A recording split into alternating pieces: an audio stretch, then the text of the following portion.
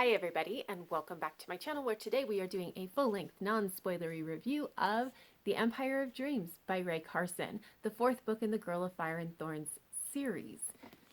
So this is a young adult fantasy series, and this is one of those things where there was the original trilogy that was written a number of years ago, and then this one just recently came out, and it's following a different character, but it is kind of like a spin-off or add-on series more than like truly part of the original series.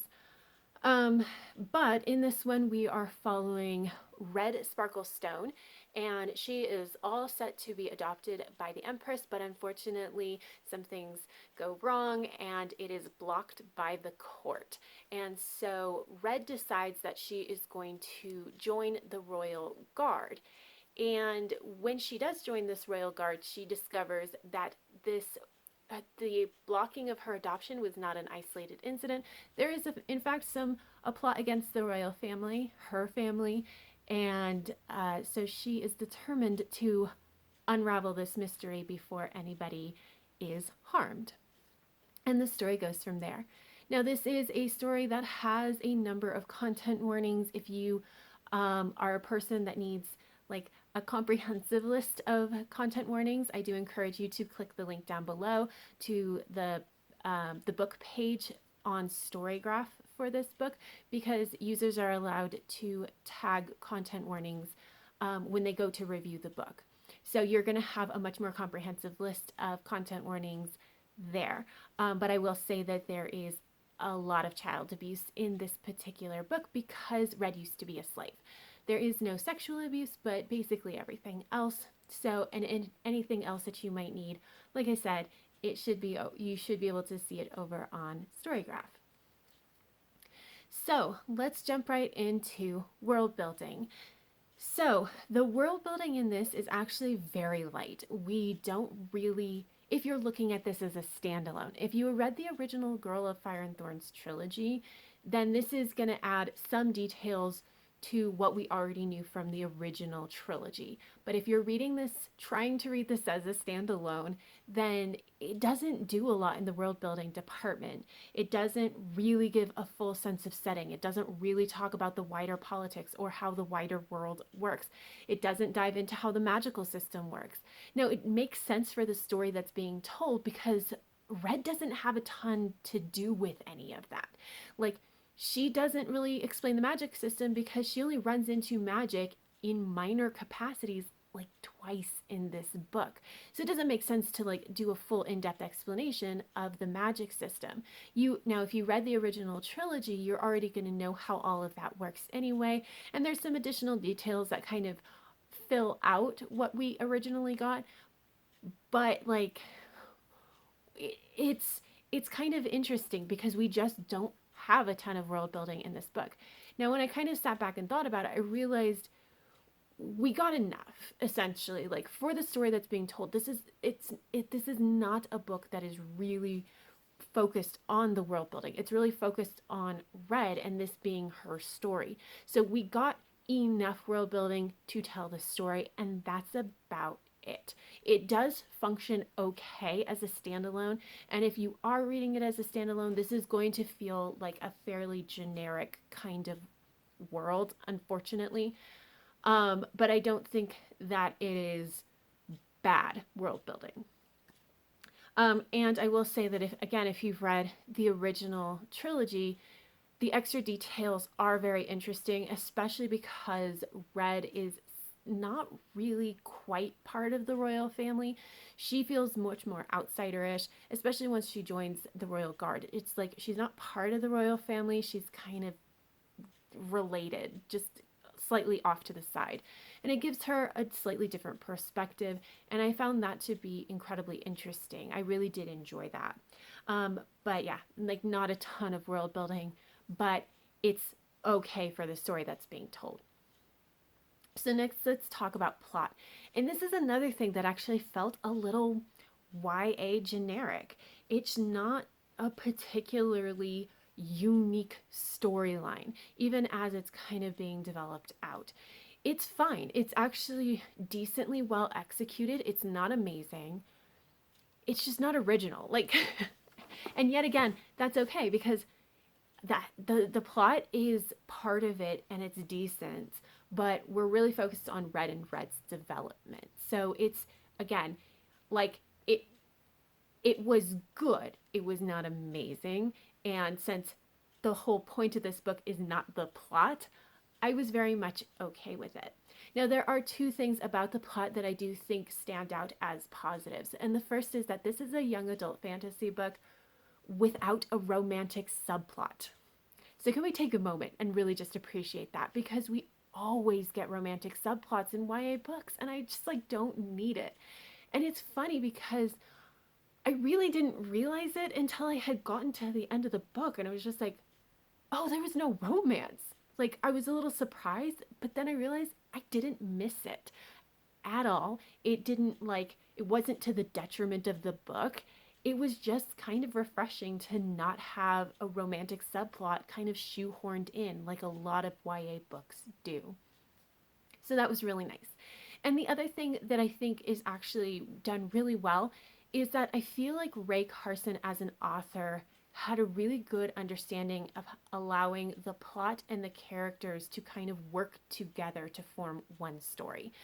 So sometimes with authors, it feels like they had a great plot idea and then they kind of built the characters and like forced them through the motions. And it's sometimes clunky. It doesn't feel, it's like, it just feels very, very forced, right? And then it feels sometimes you have authors who clearly came up with some really great characters and then built a plot around it, but then to make the plot function, they had to kind of force the characters to do something maybe that they wouldn't always do, if that makes sense.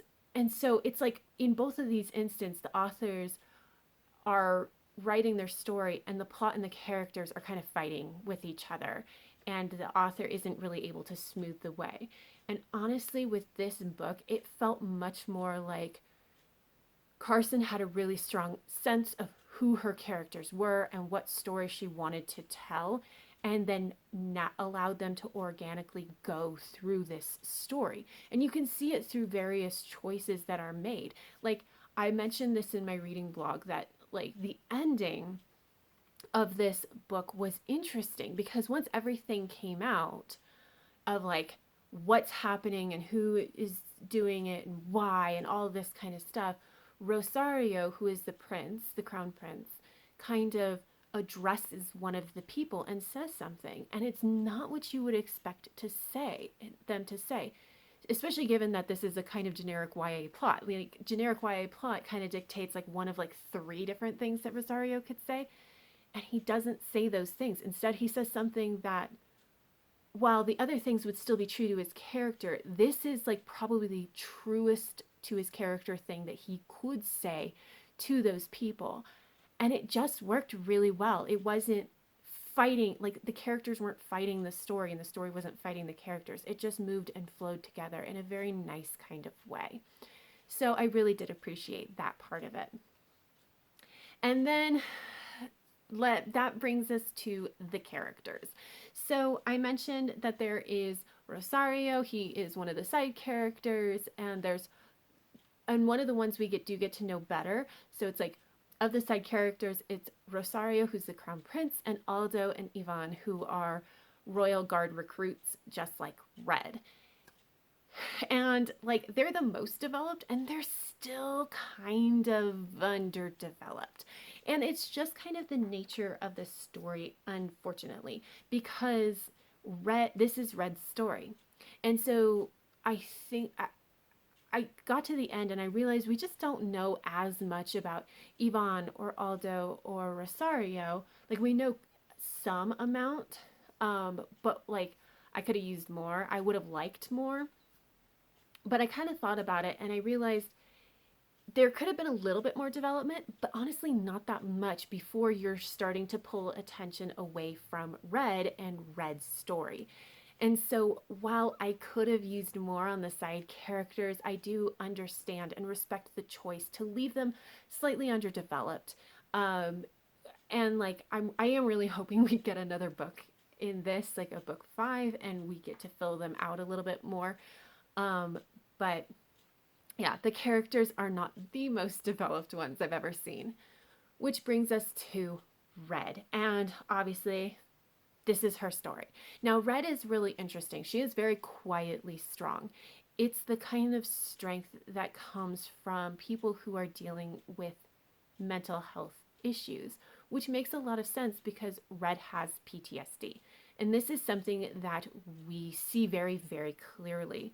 It's just so she was a slave, and obviously that was a traumatic experience. And we see that trauma playing out. Like, we see how it's changed her in the present day, because that's why she has PTSD.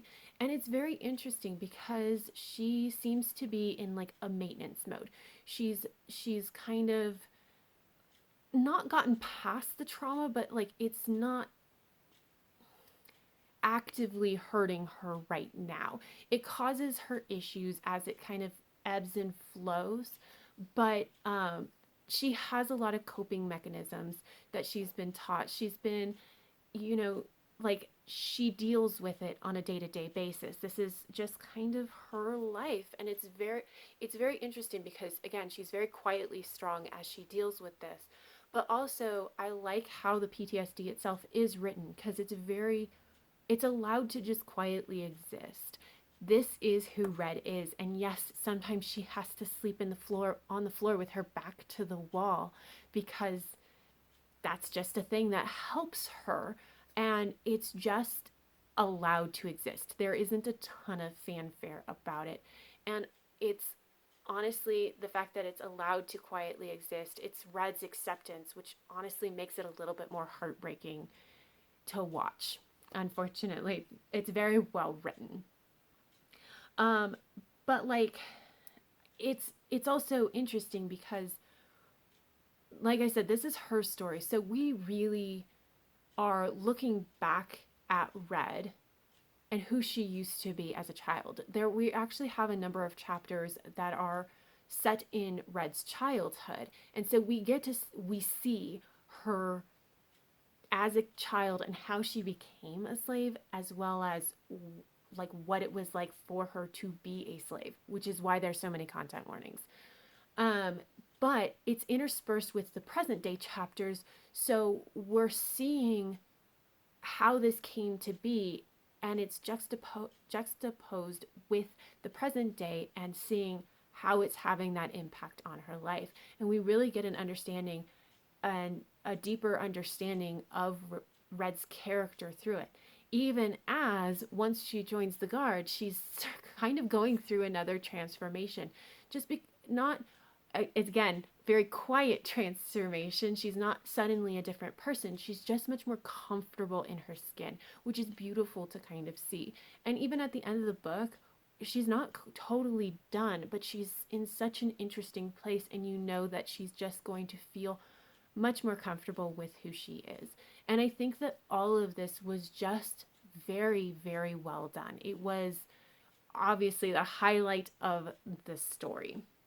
And so I really did enjoy this look at Red as a character. So moving into talking about the structure, writing style, and pacing. So I mentioned that we do have chapters set in Red's past. These are it's every other chapter in the beginning, and then tapers off towards the end, which makes a lot of sense because like what it actually ends up doing, because you have them every other chapter, it does slow down the pace a bit. So anytime you're kind of raising the tension in the present day, like it's getting interrupted by these chapters that are set in the past. And so it would make sense to not slow down the pace at the end of the book, right? And so I think that actually all of that was really well done. And like I said, it does slow down the pace a bit, but it's still like fairly medium paced. The past chapters are not terribly long, but it does serve to give quite a bit of background to Red. And so honestly, overall, I think that structure ended up just working. Carson's writing style is fairly straightforward and just flows really nicely. So I very much enjoyed that. But overall, I clearly really liked this book, even given that it's not necessarily a world building book or a ton of character development for the side characters or anything like that. But I think that what it was trying to do was done very well, which is to focus on Red's story. And so I ended up giving this 4.5 stars. Very much enjoyed it. But that's it. Let me know down below if you have read this. Did you know that this book was out? Um, like, give me your thoughts and feelings about this book. And that is it. So if you like this video, please give it a thumbs up. And until next time, have happy reading, and I will see you in the next video. Bye.